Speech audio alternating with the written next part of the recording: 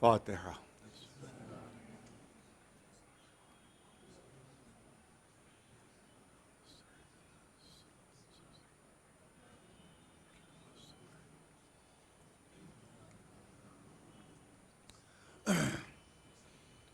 اعوذ باللہ السمیع العلیم من الشیطان اللعین الرجیم، بسم اللہ الرحمن الرحیم، الحمد للہ رب العالمین، والصلاة والسلام علی سید الانبیاء والمرسلین، سیدنا و نبینا و شفیع المذنبین ابی القاسم محمد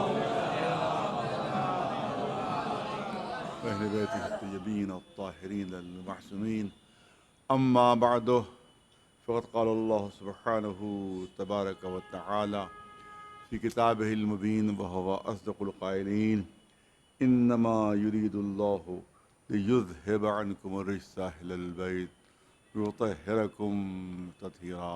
صلوات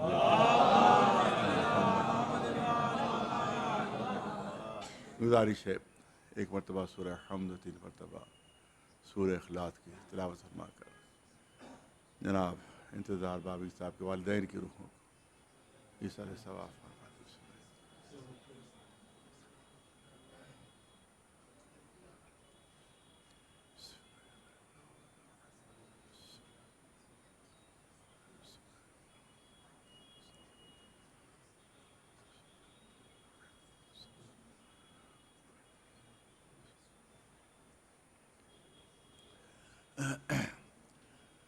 قبل اس کے چند جملے اس آیہ مبارکہ کے سلسلے میں عرض کیے جائیں، جو میرا انداز ہے کہ ایسی مجالس میں کہ جو اولاد کی طرف سے ماں باپ کے لیے ہوتی ہیں، تو ان میں چند جملے ماں باپ کے سلسلے میں بھی عرض کرتا ہوں۔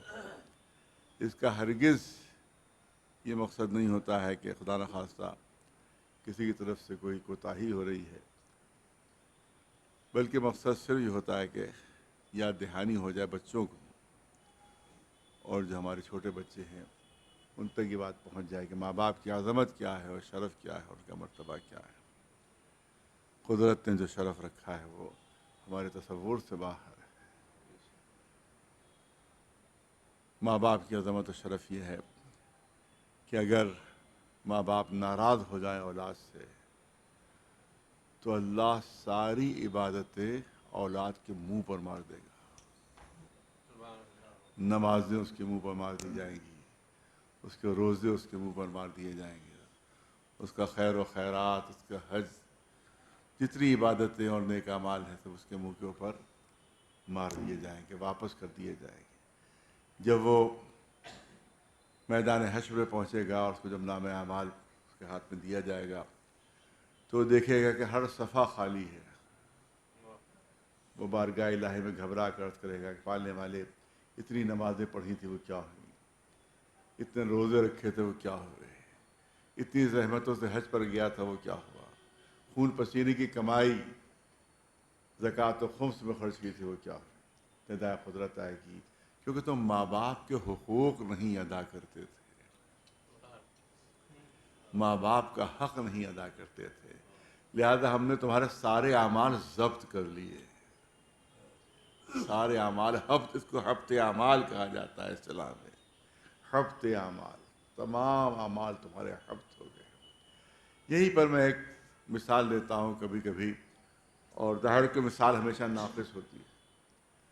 مثال جو ہوتی ہے صرف تقریب ذہن کے لیے ہوتی ہے اور ذہن کو بات سے قریب کرنے کے لیے ہوتی ہے، لہٰذا ایک مثال میں کبھی کبھی پیش کرتا ہوں، یہاں عرض کرنا چاہتا ہوں کہ کوئی کہے صاحب اتنی محنتوں سے نمازیں پڑھیں، اتنی زحمتوں سے روزے رکھے، اتنی مشکلوں سے حج کیا، پوری زندگی کی کمائی خمس و زکوٰۃ میں دے دی، مجلسیں بھی ہیں، ماتم بھی ہے، شب داریاں بھی ہیں، یہ بھی ہے وہ بھی ہے، ماں باپ اگر ناراض تو سب غائب،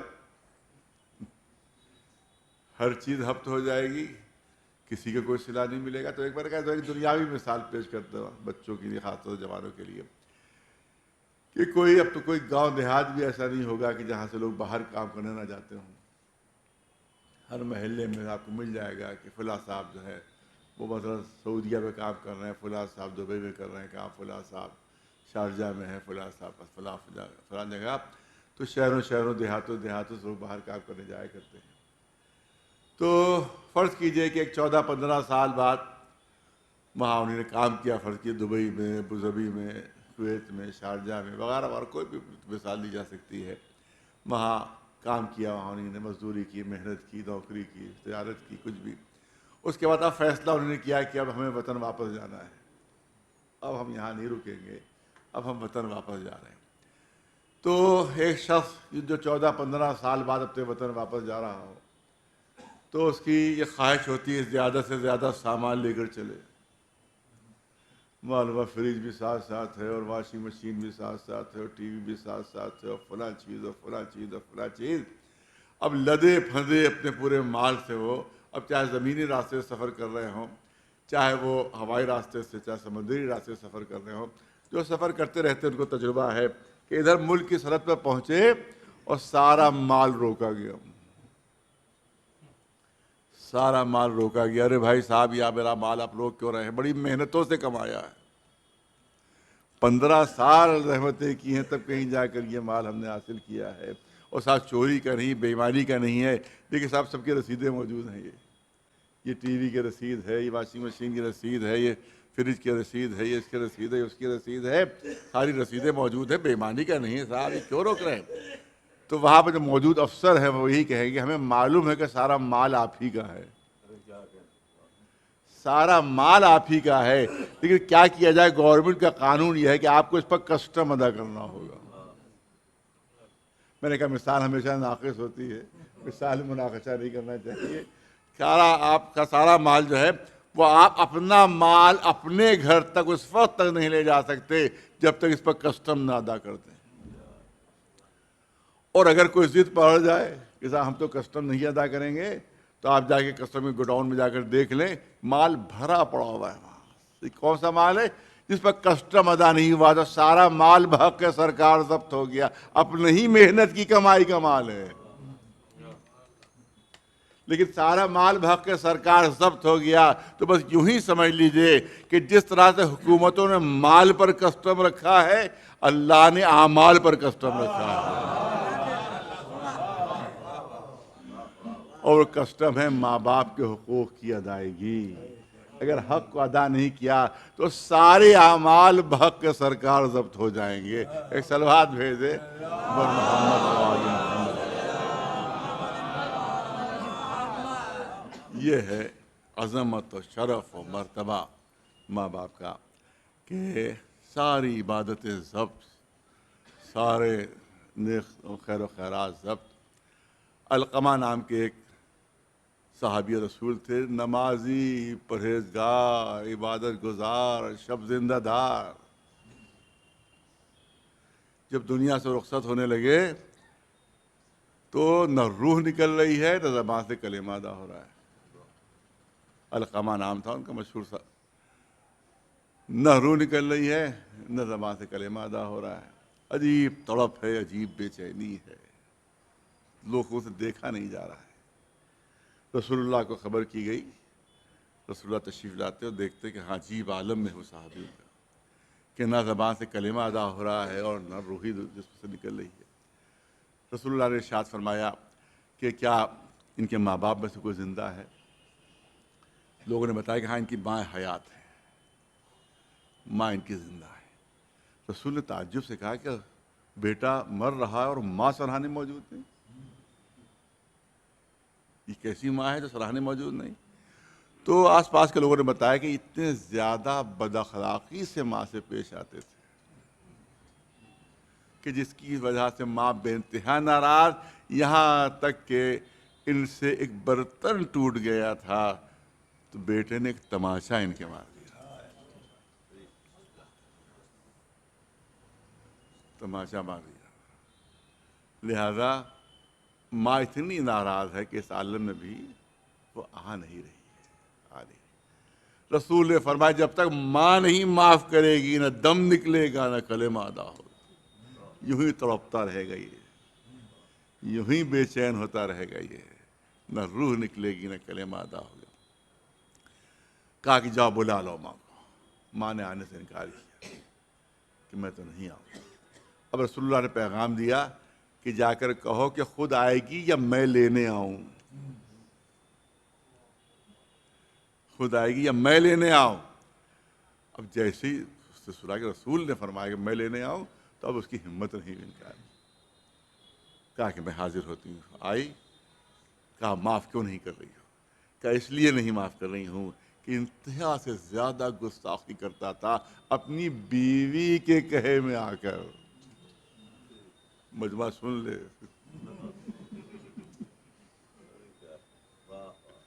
اپنی بیوی کے بہکاوے میں آ کر یہ مجھ پہ بے انتہا زیادتی کرتا تھا. میں نہیں معاف کروں گی اس کو. میں نہیں معاف کروں. اب مشہور واقعہ شیعہ سنی دونوں میں کتابوں میں یہ واقعہ موجود ہے کہ رسول اللہ نے جناب بلال سے کہا اے بلال لکڑیاں لے آؤ. جناب بلال لکڑیاں لے آئے. رسول کا حکم. اب لوگ حیران ہیں کہ یہ لکڑیوں سے کیا ہوگا. یہاں پر بہت سی لکڑیاں جب جمع ہو گئیں تو جناب بلال سے فرمایا رسول اللہ نے کہ ان لکڑیوں میں آگ لگا دو. ان لکڑیوں میں آگ لگا دی گئی. اب آگ کے شعلے بھڑک رہے ہیں اور سب حیران ہیں کہ بھئی کیا مقصد کیا رسول اللہ. رسول اللہ نے جناب بلال سے کہا کہ علقمہ کو اس آگ میں ڈال دو. اس علقمہ کو اس آگ میں ڈال دو. اب حکم رسالت تھا. بلال کو ظاہر ہے کہ تعمیل کرنا تھی. وہ پہنچے علقمہ کو اس عالم میں کہ نہ دم نکل رہا ہے نہ زبان سے کلمہ ادا اٹھانا چاہا تاکہ آگ میں ڈالیں. اب ماں درمیان میں آ گئی. اے اللہ کے رسول آپ تو رحمت للعالمین ہیں. ایک ماں کے سامنے ایک بیٹے کو جلا رہے ہیں. ایک ماں کے سامنے ایک بیٹے کو جلانے کا حکم دے دیا آپ نے. رسول نے فرمایا کہ تمہیں اس چھوٹی سی آگ میں بیٹے کا جلنا گوارا نہیں ہو رہا ہے. اگر تم نے معاف نہیں کیا تو یہ زندگی ہمیشہ ہمیشہ جہنم کی آگ میں جلے گا. تمہیں یہ آگ منظور نہیں مگر جہنم کی آگ اس کے لیے منظور کر رہی ہو. اس وقت ماں نے معاف کیا اور اس وقت کلمہ ادا ہوا. روح اطمینان سے جس پہ نکلی. اور اس وقت تمام شیعہ سنی کتابوں میں روایت موجود ہے کہ رسول اللہ نے جتنے بھی اصحاب جمع تھے وہاں کے اوپر آپ نے ارشاد فرمایا. پوری تقریر کی اور ارشاد فرمایا کہ جو اپنی بیوی کے بہکاوے میں آ کر ماں باپ کے ساتھ برا برتاؤ کرتا ہے اس کے سارے اعمال برباد ہو جائیں گے. نہ اس کی نمازیں کام آئیں گی نہ اس کے روزے کام آئیں گے نہ کوئی خیر و خیرات. اور اس پر اللہ کی بھی لعنت میری بھی لعنت اور فرشتوں کی بھی لعنت. ایک صلوات بھیجو.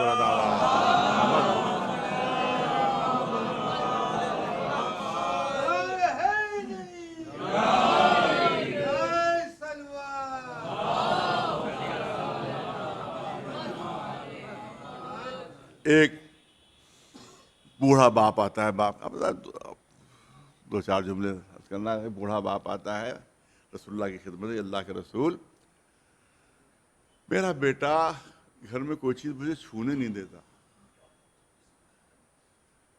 کوئی چیز مجھے چھونے نہیں دیتا. مجھے سختی سے منع کر رکھا ہے کہ میں کوئی چیز نہ چھوں. گھر کی کوئی چیز نہیں چھو نہیں سکتا سختی سے. کہا کہ بیٹے کو بلاؤ. بیٹا آتا ہے. کہا بھائی تم نے کیا کہہ رکھا ہے ایسے گھر کی کوئی چیز نہ چھوئے. کہا اللہ کے رسول اس سے چیزیں ٹوٹ جاتی ہیں. ان کے ہاتھ میں راشا ہے. ان کے ہاتھ کمزور ہو گئے ہیں. کبھی پیالی ٹوٹ گئی کبھی تشتری ٹوٹ گئی کبھی کچھ ٹوٹ گئی تو بڑا نقصان ہوتا ہے میرا ان کی وجہ سے. بڑا نقصان ہوتا ہے میرا ان کی وجہ سے ساری چیزیں ٹوٹ رہی ہیں. تو لہذا میں نے منع کر دیا ان کو کہ ابھی گھر کی کوئی چیز چھوئے نہیں. رسول اللہ غیظ میں آ گئے. سن لو تم بھی اسی کے ہو. تمہارا سارا مال بھی اسی تمہارے باپ کا ہے. تمہیں حق نہیں حاصل ہے کہ اپنے باپ کو روک سکو. اور یاد رکھو کہ جب بچپنے میں تم چیزیں توڑا کرتے تھے تو یہی باپ دوڑ کر بڑھتا تھا تمہیں گود میں اٹھا لیتا تھا. ٹوٹی ہوئی چیز نہیں دیکھتا تھا. یہ دیکھتا تھا تمہیں تو کوئی چوٹ نہیں لگ گئی. اس کو یہ پرواہ نہیں ہوتی تھی کہ قیمتی چیز ٹوٹ گئی، اس کو یہ دیکھتا تھا وہ کہ کہیں میرے بچے کو کوئی چوٹ تو نہیں لگی، اسی باپ کے ساتھ اب تم یہ سلوک کر رہے ہو۔ ایک سلوات بھیجیں مولانا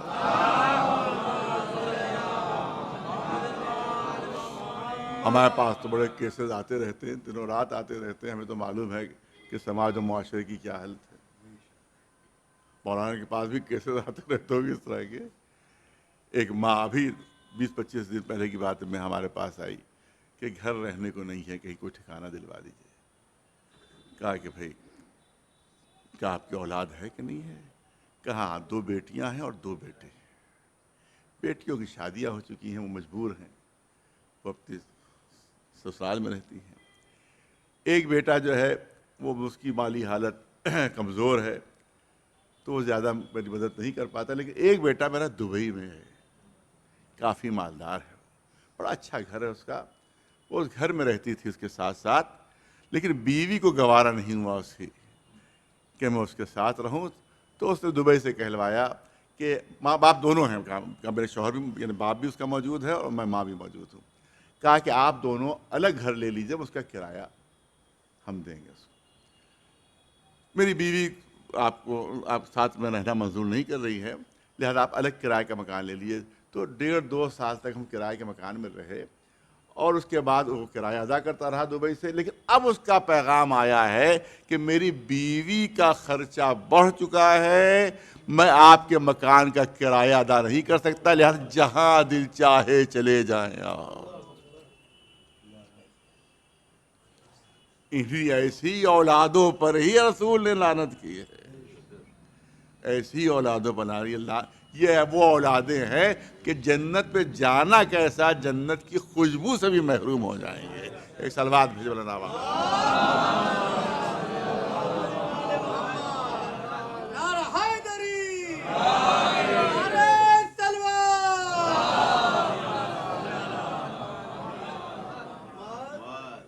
نعمان ابن حارثہ نام کے صحابی رسول، اب کیا کیا جب ذہن میں بات آتی بھی جا رہی ہے، نعمان ابن حارثہ صحابی رسول، جب رسول حضور سرور کائنات محمد مصطفیٰ صلی اللہ علیہ وسلم جب معراج پر تشریف لے گئے تو جنت کے نظارے بھی ان کو کرائے گئے، تو جنت میں انہوں نے دیکھا کہ کسی کے قرآن کی تلاوت کی آواز آ رہی ہے، کوئی قرآن کی تلاوت کر رہا، پوری جنت میں اس کی آواز پھیلی ہوئی ہے، جس گوشے میں جاؤ تلاوت کی آواز ان کی آ رہی، جس گوشے میں جاؤ تلاوت کی آواز ان کی آ رہی۔ رسول اللہ نے فرمایا کہ کس کی آواز ہے؟ کہا یہ نعمان ابن حارثہ کی آواز ہے، وہ تلاوت فرما رہے ہیں۔ کہا وہ تو زمین پر ہیں؟ رسول نے فرمایا وہ تو زمین کے اوپر موجود ہے، وہ تو وہاں چھوڑ کر آئے ہو، یہاں تلاوت کی آواز کیسی؟ کہا تلاوت وہ وہاں کر رہے ہیں، پوری جنت میں ان کی آواز پخش ہو رہی ہے، یعنی ماؤتھ پیس وہاں لگا ہوا ہے، لاؤڈ اسپیکر سارے ایک سلوات بھیجے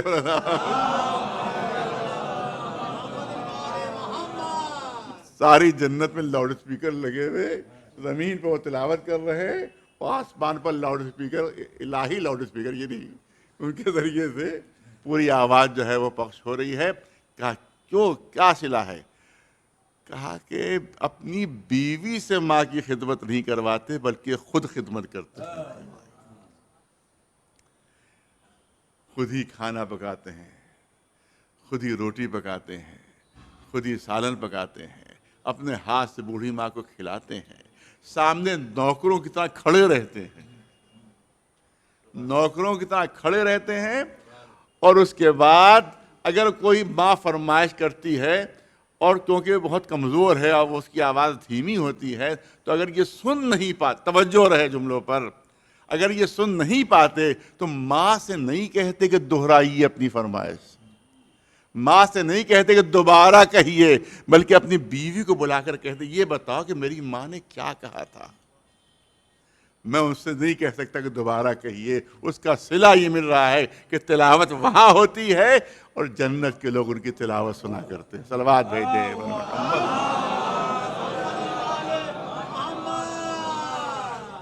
یہ ہے شرف، یہ ہے عظمت۔ بس آخری شرط کر دوں آپ کے سامنے سلسلے کی، ماں کی محبت، ماں کا شرف، محبت سے بڑھ کر کوئی دنیاوی محبت نہیں ہو سکتی۔ یہاں بھی بمبئی وغیرہ میں سلسلہ ہو گیا ہے، اور یورپ میں تو بہت زیادہ ہے کہ وہاں اولڈ ہاؤسز ہیں کہ جہاں کے اوپر بوڑھے ماں باپ کو اولادیں وہاں چھوڑ جاتی ہیں وہاں پر، اور جا کر جو ہے وہ وہیں پر وہ ان کو دیکھ بھال کی ہوتی رہتی ہے۔ بیٹے نے، بیوی نے کہا کہ بھائی اب گھر میں زیادہ گنجائش نہیں ہے، اب میں تمہاری اماں کو میں برداشت نہیں کر سکتی، لہٰذا اس کو اولڈ ہاؤس پہ چھوڑ دو۔ اب بیٹے نے اپنی ماں سے کہا کہ ماں چلیے آج گھومنے چلتے ہیں، آج گھومنے چلتے ہیں، ذرا سا گھما لیں آپ۔ ماں کو حیرت ہوئی کہ کبھی آج تک پوچھا نہیں، گھومنے چلیے، ہمیشہ بیوی کو لے گیا گھمانے، یہ آج پہلی مرتبہ کہہ رہا ہے مجھ سے۔ وہ بہت خوش ہوئی، ارے بچے کو میرا خیال آ گیا، آج بچے کو میرا خیال آ گیا، آج مجھے گھمانے لے چل رہا ہے۔ بٹھایا گاڑی پر، پہنچا اولڈ ہاؤس میں، سیڑھیوں پر بٹھا دیا اس کو، کہا کہ اماں یہ اولڈ ہاؤس ہے، یہاں بڑا اچھا خیال رکھا جاتا ہے، یہاں آپ کو کوئی تکلیف نہیں ہوگی، یہاں آپ کو کوئی زحمت نہیں ہوگی، اور میں بھی کبھی کبھی آتا رہوں گا، میں بھی کبھی کبھی آتا رہوں گا، لہذا میں چل رہا ہوں، یہ اولڈ ہاؤس آپ کے لیے ہے۔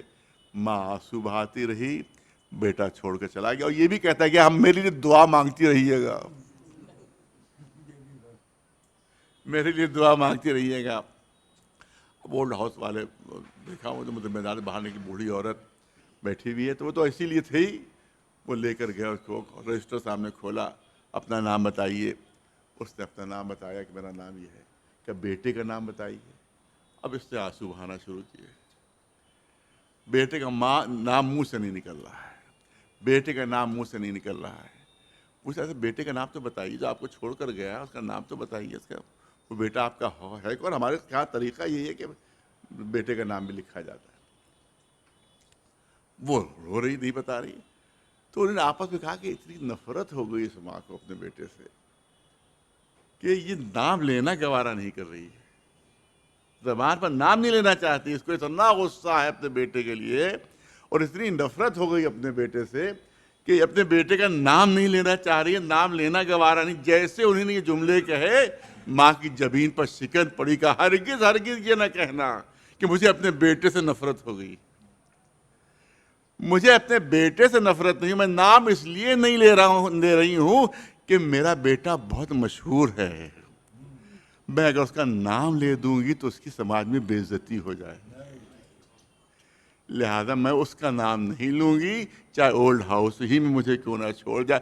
یہ بیٹے کی محبت تھی، اور یہ ہے ماں کی محبت۔ ایک سلوات بھیجے بلند آواز سے۔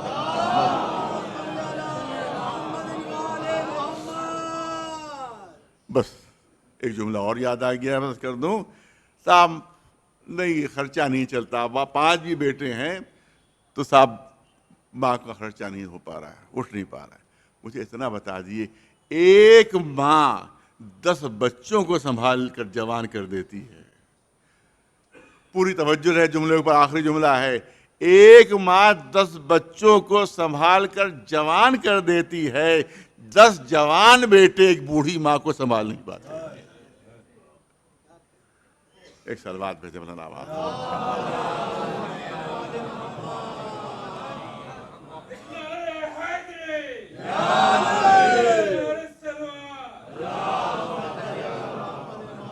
کیونکہ ایک روایت کے لحاظ سے شب شہادت شہزادی فاطمہ زہرا سلام اللہ علیہ، کیونکہ ایک روایت 75 دن بعد آپ دنیا سے رخصت ہو گئی تھی، دوسری روایت 95 دن بعد رخصت ہوئی تھی، لہٰذا 75 دن کی روایت کے لحاظ سے کل شہادت کے دن، آج شب شہادت ہے، لہٰذا میں نے آیت تطہیر کو منتخب کیا تاکہ ایک چند منٹ اس آیت کے سلسلے میں جو جس کی مرکزی شخصیت کا نام ہے شہزادی فاطمہ زہرا سلام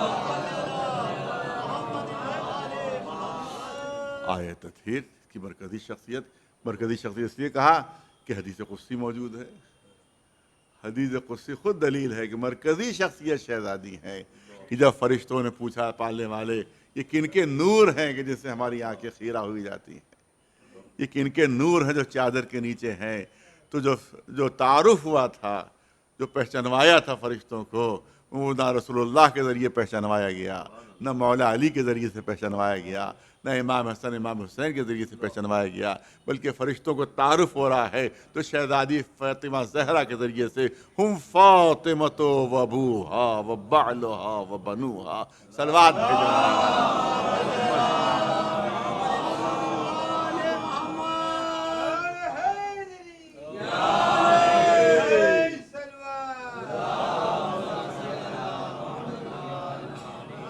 ہم فاطمہ تو فاطمہ ہے چادر کے نیچے۔ جب آیت تطہیر نازل ہوئی ہے، اور پورا حدیث کے ساتھ جو ہے وہ کیا ہے، حدیث کے ساتھ جو ہے وہ شان نزول ہے آیت تطہیر کی۔ حدیث کے ساتھ نام ہے شان نزول آیت تطہیر۔ کبھی کبھی ایک احمقانہ بحث چھڑ جاتی ہے کہ صاحب دعائے کمیل پڑھی جائے یا حدیث قصہ پڑھی جائے۔ اس سے زیادہ احمقانہ بحث یہ ویسی بحث ہے کہ عزاداری افضل ہے، نماز افضل ہے۔ جیسی وہ احمقانہ گفتگو ہوتی ہے، ویسے ہی احمقانہ یہ بحث بھی ہے کہ دعائے کمیل پڑھی جائے یا حدیث قصہ پڑھی جائے۔ اس پر لڑائی بھی ہو رہی کبھی کبھی تھا، وہ کہہ رہے فلاں صاحب دعائے کمیل کے حامی اور فلاں صاحب حدیث قصہ کے حامی ہیں۔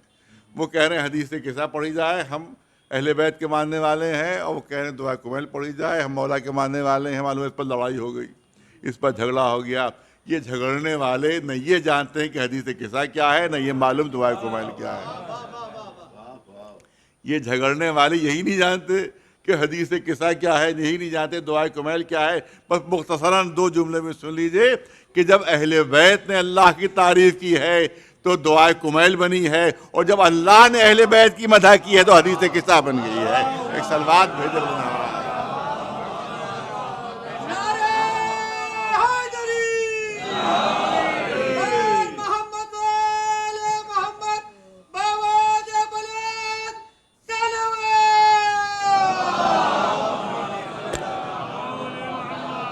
اب مولائی خود فیصلہ کر لیں کس کو چھوڑنا چاہتے ہیں، کس کو ترک کرنا چاہتے ہیں حدیث قصہ۔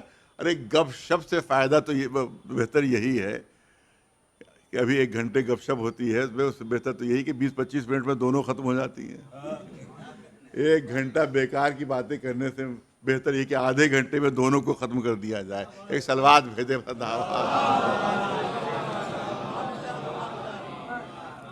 تو ہم فاطمہ و ابوہا و بعلہا، فاطمہ زہرا ہیں، ان کے پدر بزرگوار ہیں، ان کے شوہر نامدار ہیں۔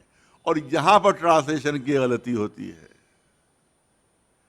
ترجمے کی ذاکرین سے، علماء کی بات نہیں ہو رہی ہے، ذاکرین سے غلطی ہوتی ہے، بلکہ جو یہ ٹرانسلیشن چھپتے ہیں، معلومات تحصیل کی مسجد میں نیچے بک رہے ہیں اور فلاں جگہ بک رہے ہیں اور فلاں جگہ بک رہے ہیں، اس پہ ہندی میں چاہے ٹرانسلیشن ہوتا ہو یا اردو میں ٹرانسلیشن ہوتا ہو، میں نے کئی دیکھا وہاں بھی یہی غلطی ہوتی ہے۔ ٹرانسلیشن میں غلطی کیا ہوتی ہے کہ شہزادی فاطمہ زہرا ہیں، ان کے پدر بزرگوار ہیں، ان کے شوہر نامدار، اور ان کے 2 بچے ہیں۔ یہی ٹرانسلیشن ہوتا ہے کہ ان کے 2 بچے ہیں۔ ظاہر ہے کہ 2 ہی بچے، حقیقت میں دیکھا جائے، واقعہ اگر دیکھا جائے تو وہ دونوں بچے تھے، تو اسی کا ترجمہ کر دیا جاتا ہے 2 بچے۔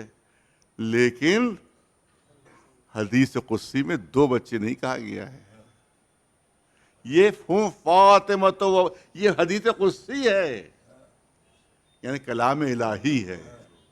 حدیث قدسی آپ کو معلوم ہی ہے کہ اس اللہ کے کلام کو کہتے ہیں کہ جو اللہ کا کلام تو ہے مگر قرآن کا جز نہیں ہے۔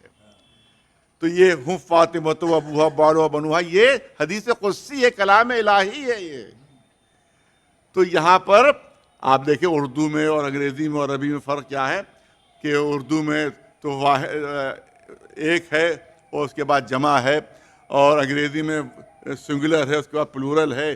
ایک جو ہے سنگولر 2 پلورل ہو جاتا ہے، اردو میں بھی ایک جو ہے واحد ہے 2 جمع ہو جاتا ہے، لیکن عربی میں فرق ہے، وہاں واحد ہے، اثنین ہے اور جمع ہے۔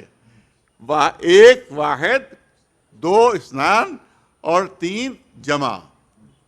2 سے زیادہ جو ہوں گے وہ جمع ہوں گے۔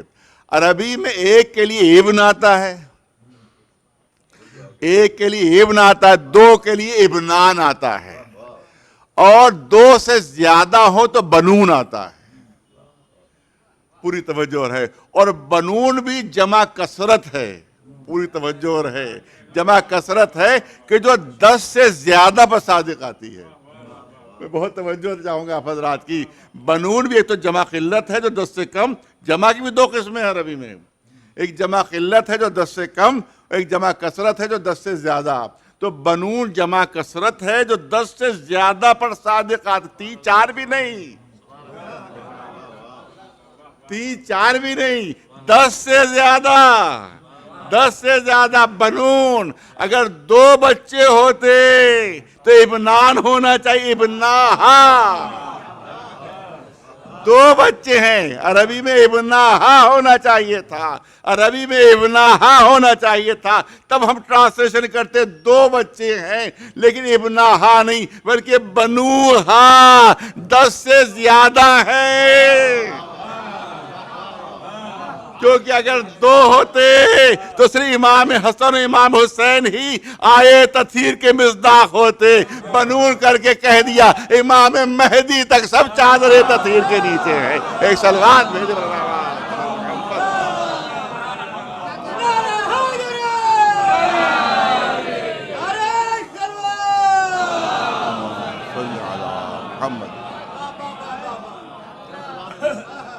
ایک سلوات بلند آواز سے بر محمد و آل محمد۔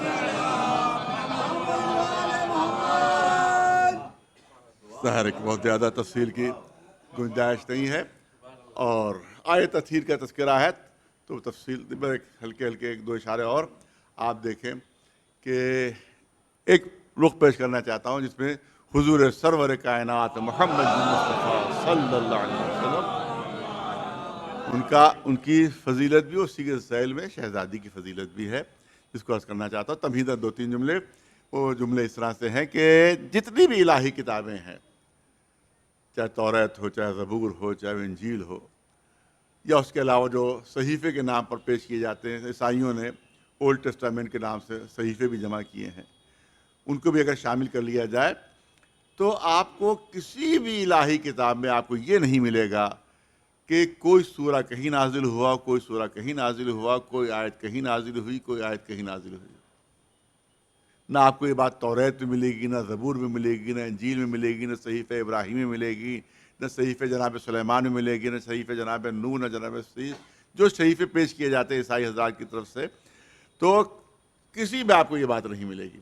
لیکن قرآن مجید کی عجیب خصوصیت ہے کہ کوئی آیت کہیں نازل ہوئی، کوئی آیت کہیں نازل ہوئی، کوئی سورہ کہیں نازل ہوا، کوئی سورہ کہیں نازل ہوا، اور پوری شان نزول پر پوری ضخیم کتابیں موجود ہیں کہ فلاں آیت فلاں مقام پر، فلاں آیت فلاں مقام پر، فلاں آیت فلاں مقام پر۔ جب علماء سے پوچھا گیا کہ یہ فرق کیوں ہے تو علماء نے فرق بتایا کہ فرق اس لیے ہوا کہ جب اس سے پہلی کتابوں میں جب بھی اللہ کو کسی نبی کو کوئی کتاب دینا ہوئی تو اللہ نے اس نبی کو بلایا کہ اور کتاب لے جاؤ، اور کتاب لے جاؤ۔ جب جناب موسیٰ کو توریت دینا ہوئی تو جناب موسیٰ کو کوہ طور پر طلب کیا گیا، اور کتاب لے جاؤ۔ جناب موسیٰ پہنچے اور ایک مقام پر پوری توریت انہیں دے دی گئی۔ لہذا اب آپ کو توریت میں یہ نہیں ملے گا کہ کوئی باب کہیں نازل ہوا، کوئی آیت کہیں نازل ہوئی، کوئی سورہ کہیں نازل ہوا ہو، کیونکہ ایک مقام پر نبی کو بلا کر وہ پوری کتاب دے دی گئی ہے۔ اسی طرح سے جب انجیل کے نزول کا وقت آیا تو جناب عیسیٰ کو بلایا گیا کہ آؤ کوہ اکلیل پر جو آج بھی مصر میں موجود، آؤ اور پوری کتاب لے جاؤ، تو انجیل ایک مقام پر بلا کر ان کو دے دی گئی۔ تو اس کا مطلب یہ ہے کہ جب کتاب دینا ہوئی تو نبی کو بلایا گیا کہ آؤ اور کتاب لے جاؤ، آؤ اور کتاب لے جاؤ۔ لیکن جب قرآن کے نزول کا وقت آیا تو ہم نے دعا قدرت آتی ہے کہ قرآن مجید کسی غلط فہمی میں نہ رہنا۔ اس سے پہلے ہم نے جن کو کتابیں دی تھیں وہ صرف نبی تھے، لہذا ہم نے ان کو بلایا، ان کو زحمت دی۔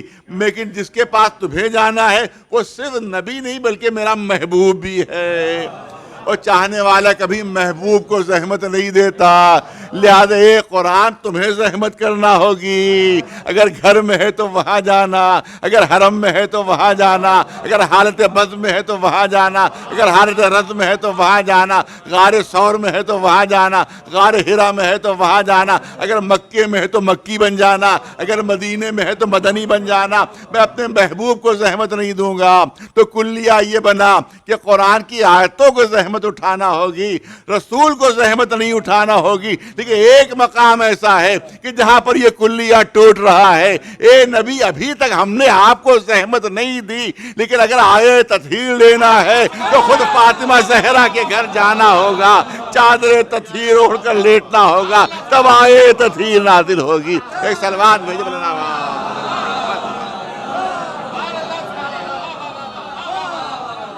ایک سلوات بلند آواز محمد وآل محمد. اور بس آخری جزء کرنا چاہتا ہوں. صاحبان علم و فہم تشریف فرما ہے. بالکل متفق علیہ چیز آپ کے سامنے پیش کر رہا ہوں کہ جب بھی حضور سرور کائنات محمد مصطفیٰ صلی اللہ علیہ وسلم جب بھی کسی سفر پر تشریف, تمام کتابوں میں متفق ہے, شیعہ سنی کوئی تفریق اس میں نہیں, کوئی فرق نہیں اس میں, کہ جب تک مکے میں تشریف فرما رہے تو حضور کی سیرت یہ تھی کہ جب بھی آپ سفر پر تشریف لے جاتے تھے تو سب سے ملاقاتیں کرتے تھے. اس عزیز سے ملاقات, اس سے ملاقات, اس سے ملاقات, اس سے ملاقات. سب سے آخر میں کعبہ جاتے تھے اور کعبے کا بوسہ لے کر پھر کسی سے ملاقات نہیں ہوتی تھی, سیدھے سفر پر تشریف لے جاتے تھے. تو اس کا مطلب ہے جب چلتے تھے سفر پر تو سب سے آخر میں کعبے سے ملاقات ہوتی تھی, سب سے آخر میں کعبے سے ملاقات, اور کعبے سے رخصت ہو کر بھی سفر پر روانہ ہوتے تھے. اور جب سفر سے واپس آتے تھے تو سب سے پہلے کعبے کے پاس. بہت توجہ رہے, بہت توجہ. سب سے پہلے کعبے کے پاس آتے تھے, کعبے کو بوسا, اس کے بعد کسی اور سے ملاقات کرتے تھے, پھر کسی اور سے ملتے تھے. تو جاتے وقت سب سے آخر میں کعبے سے ملاقات, واپسی کے وقت سب سے پہلے کعبے کو بوسا, سب سے پہلے کعبے کو بوسا, پھر کسی اور سے ملاقات. اب ہو گئی ہجرت, اب رسول ہے مدینہ منورہ میں. اب مدینہ منورہ میں کعبہ تو ہے نہیں, ارے توجہ چاہ رہا ہوں, اب مدینہ منورہ میں کعبہ تو ہے نہیں. اب مجھے بتاؤ کہ اب سیرت رسول کیا ہے, اب انداز رسالت کیا ہے. کیونکہ مکے میں تو جب جاتے تھے سب سے آخر میں کعبے سے ملاقات, بوسا کعبے کو.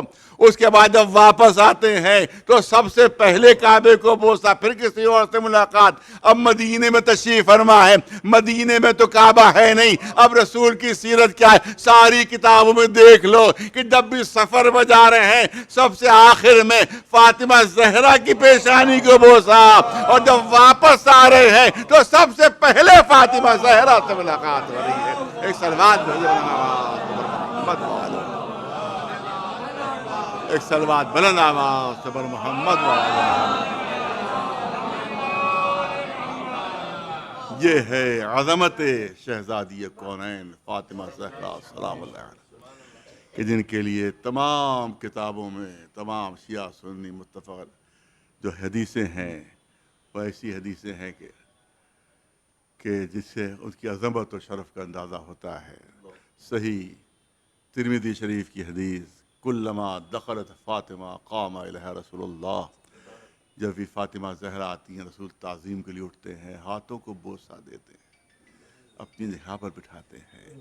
صحیح بخاری شریف کی حدیث, فاطمہ بضعۃ منی من آذاہا فقط آذانی, فاطمہ زہرا میرا وہ ٹکڑا ہے تو مجھ سے ہے,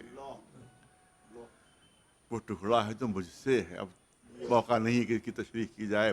رسول نے فرمایا وہ ٹکڑا ہے جو مجھ سے ہے, جس نے اس کو غضبناک کیا اس نے مجھے غضبناک کیا, جس نے اس کو اذیت پہنچائی اس نے مجھے اذیت پہنچائی. ان اللہ یغضب لغضب فاطمہ ویرضی لرضاہا, یہ بھی صحیح ستہ کی حدیث ہے کہ اللہ فاطمہ زہرا جب غضبناک ہوتی ہیں تو اللہ غضبناک ہوتا ہے، جب فاطمہ زہرا راضی ہوتی ہیں تو اللہ راضی جب فاطمہ زہرا راضی ہوتی ہیں تو اللہ راضی ہوتا ہے۔ اب جس کے لیے بھی دل چاہے رضی اللہ کا لفظ استعمال کیجئے، مگر یہ حدیث دیکھ لیجئے کہ جس سے فاطمہ راضی اس سے اللہ راضی، جس کے لیے دل چاہے دعا مانگیے اللہ راضی ہو جائے، اللہ راضی ہو جائے، مگر دعا مانگتے وقت یہ دیکھ لیجئے گا کہ اس سے فاطمہ زہرا بھی راضی ہے یا نہیں، اس کے ساتھ سلوک یہ ہو رہا ہے۔ دروازے پر لکڑیاں ہیں،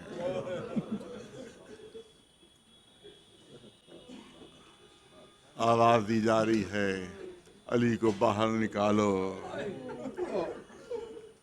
علی کو باہر نکالو ورنہ ہم دروازے میں آگ لگا دیں گے، گھر میں آگ لگا دیں گے۔ شہزادی فریاد کرتی ہیں اس گھر میں تو میرے چھوٹے چھوٹے بچے، اس گھر میں تو حسن و حسین ہیں، کیا بچوں سمیت گھر کو جلا دو گے؟ آنے والے کہتے ہیں ہم بچوں سمیت گھر کو جلا دیں گے۔ دروازہ توڑا جاتا ہے، شہزادی دیوار و در کے درمیان آ جاتی، پسلیاں ٹوٹ جاتی، جناب محسن کی شہادت ہو جاتی۔ تفصیلی مصائب نہیں پڑھنا ہے، صرف اشاروں میں چند جملے، صرف اشاروں میں چند جملے۔ شہزادی زخمی حالت میں زمین کے اوپر پڑی ہوئی ہے، لوگ دروازہ توڑ کر درانہ اندر گھس آتے ہیں، گھر کے اندر گھس آتے ہیں۔ علی کو گرفتار کیا گیا، علی کو گرفتار کیا گیا۔ اب تھوڑا سا توجہ رہے جو کرنا چاہتا ہوں، شہزادی دروازے کے پاس زخمی حالت میں ہے، پسلیاں ٹوٹ چکی ہیں، ایک ہاتھ ٹوٹی ہوئی پسلیوں پر ہے، ایک ہاتھ ٹوٹی ہوئی پسلیوں پر ہے۔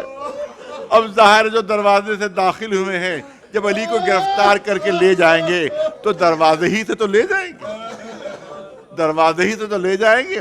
تو جیسے ہی گرفتار کر کے علی کو دروازے کے پاس سے لے جایا جانے لگا، وہی فاطمہ زہرا زخمی حالت میں پڑی ہوئی تھی، ایک ہاتھ ٹوٹی ہوئی پسلیوں پر تھا۔ جیسے ہی علی قریب سے گزرے، فاطمہ نے ایک ہاتھ بڑھا کر علی کا دامن تھام لیا،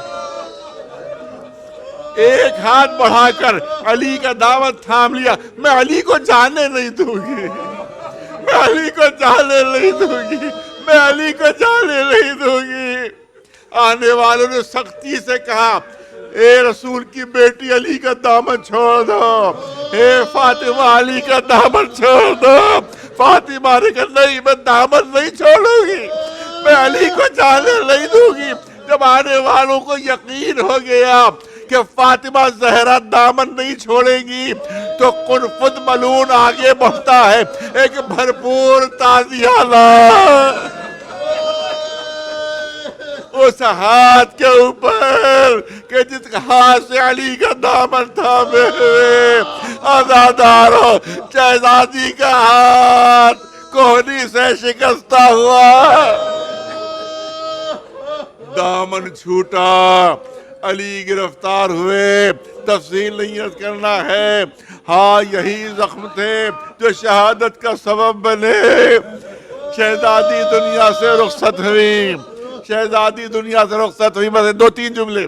شہزادی دنیا سے رخصت ہوئی، مولا علی نے غسل دیا، مولا علی نے کفن پہنایا، اے بچوں اور ماں سے آخری بار مل لو، آخری بار ماں سے مل لو، اب قیامت سے پہلے ملاقات نہیں ہوگی۔ تفصیل نیت کرنا، ہلکا سا اشارہ۔ بچے قریب آئے، ننھی سی زینب بھی قریب آئی، ننھی سی بچی بھی قریب آئی، دیکھا ماں کفن میں لپٹی ہوئی ہے، ماں کفن میں لپٹی ہوئی ہے۔ اپنا معصوم چہرہ اٹھا کر باپ سے سوال کیا، اپنا معصوم چہرہ اٹھا کر باپ سے سوال کیا، اے بابا میں نے کئی میتیں دیکھی کہ جن کو کفن میں لپیٹا گیا، لیکن جب بھی کفن میں کسی میت کو لپیٹا جاتا ہے اس کے پیر بھی سیدھے کر دیے جاتے ہیں، اس کے ہاتھ بھی سیدھے کر دیے جاتے ہیں۔ اے بابا، آپ نے ماں کے پیروں کو تو سیدھا کیا، مگر یہ ایک ہاتھ سیدھا نہیں کیا آپ نے۔ حسین علی نے تڑپ کر کہا، اے میری ننھی زینب، تمہاری ماں کا ہاتھ سیدھا نہیں ہو سکتا، کیونکہ یہ کوہنی سے شکستہ ہو چکا ہے، یہ ہاتھ سیدھا نہیں ہوگا۔ عزاداروں، مجلس ختم ہوئی، مولا علی جنت البقیع میں لاش لے کر پہنچے۔ آپ دیکھتے ہیں کہ جب بھی کسی مومنہ کی تدفین ہوتی ہے، جب تدفین کا وقت آتا ہو، قبر میں میت اتاری جانے لگتی ہے، تو ایک آواز آتی ہے کہ سارے نامحرم ہٹ جائیں، سارے نامحرم ہٹ جائیں، صرف وہی موجود رہیں جو محرم ہیں، وہی موجود رہیں محرم ہیں، کیونکہ محرم ہی قبر کے اندر اتارتے ہیں، محرم ہی اس مومنہ کو قبر کے اندر اتارتے ہیں۔ اور کسی بھی مومنہ کو، کسی بھی خاتون کو دفن کرنے کے لیے کم از کم 2 محرموں کی ضرورت پڑتی ہے۔ میں آخری جملے عرض کر رہا ہوں، کم از کم 2 محرموں کی ضرورت پڑتی ہے۔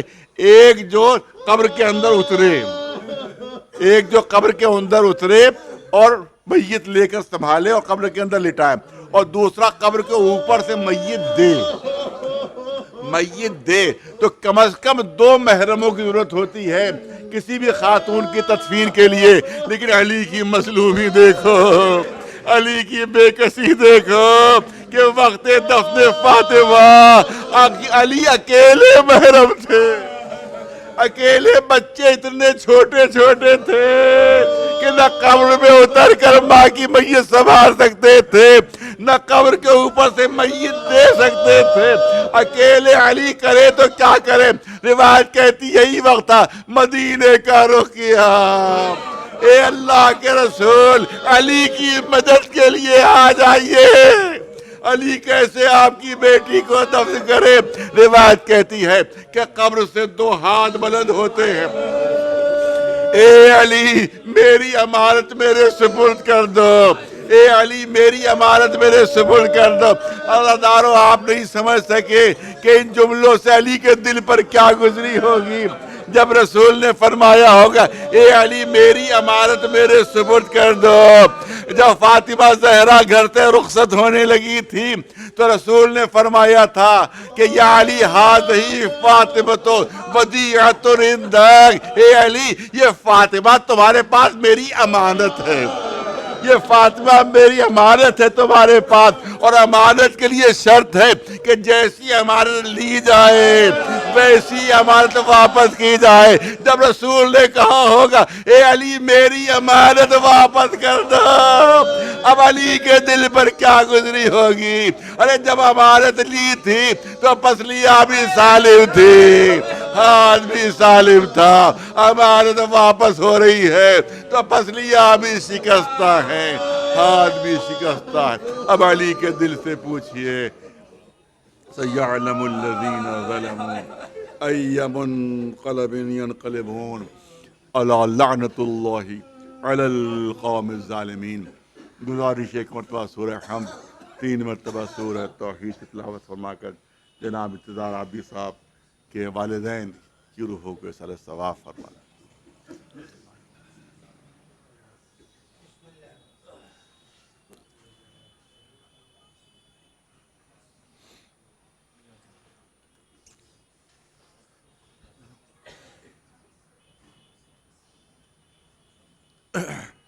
پالنے والے تجھے واسطہ محمد و آل محمد کا مرحومین کی درجات میں اضافہ فرما، جوار معصوم علیہ السلام میں جگہ عنایت فرما دے، پالنے والے شہزادی فاطمہ زہرا کے طفیل میں ہمارے گناہوں کو معاف فرما دے، ہمیں نیک اعمال کی توفیقات عنایت فرما دے، ہمیں جو مریض ان شفا حاصل ہو جائے، جو مقروض ان کا قرض ادا ہو، جو بے اولاد ان کو اولاد کی نعمت سے نواز دے، جو بے روزگار ان کو روزگار عطا فرما دے، جو با روزگار ان کو روزگار میں ترقی عنایت فرما دے۔ جہاں جہاں دوستداران محمد و آل محمد علیہ السلام ہیں، ان کی جان و مال و عزت و آبرو محفوظ و معمول ہے۔ پالنے والے دنیا سے دہشت گردوں کا خاتمہ کر دیں، جو حکومتیں دہشت گردوں کی سرپرستی کر رہی ہیں ان کو بھی نیست و نابود فرما دیں۔ پرچم اسلام سربلند رہے، پرچم کفر و نفاق سرنگوں رہے۔ پالنے والے ہمارے امام